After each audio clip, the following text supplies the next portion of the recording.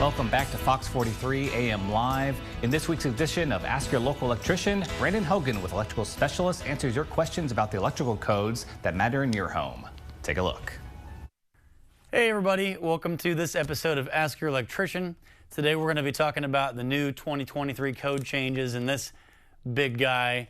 But we're going to be talking about the electrical changes that matter to you in the electrical installations in your home. So today in part one, we're just going to be going over a bit of the history of the National Fire Protection Agency and the National Electric Code. What is it? Why do we use it? Where did it come from? As you can guess, it came from fires. So we talk about our first fire sprinkler system. Back in 1806, a man named John Carey in England created the first usable system, more or less a system of perforated tubing. There was a reservoir when it sensed the fire. Some counterbalances would move, opening a valve, filling them with water, therefore mitigating the fire that we had there. It didn't take too long. A couple years later, a man named Harry Parmalee in Connecticut created the first automated sprinkler head.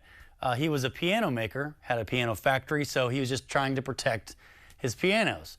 Well, once that happened, it didn't take long. Everybody was rushing to get patents on new devices, on new sprinkler heads. There was all kinds of systems that were being trying to put together, and engineers were trying to figure out what size of piping to use, how far to space things, and there just wasn't a uniform code.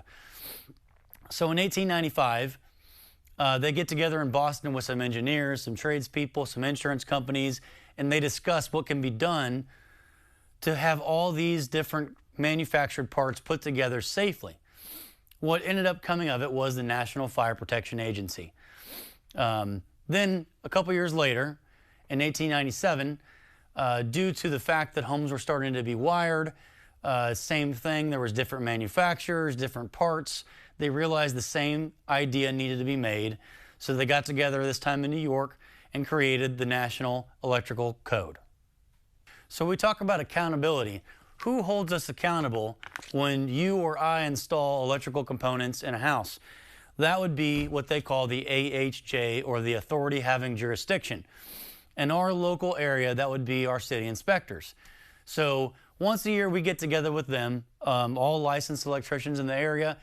They tell us the changes they're accepting, what they're not accepting. They are the authority. What they say goes. So now we know what to do and what not to do.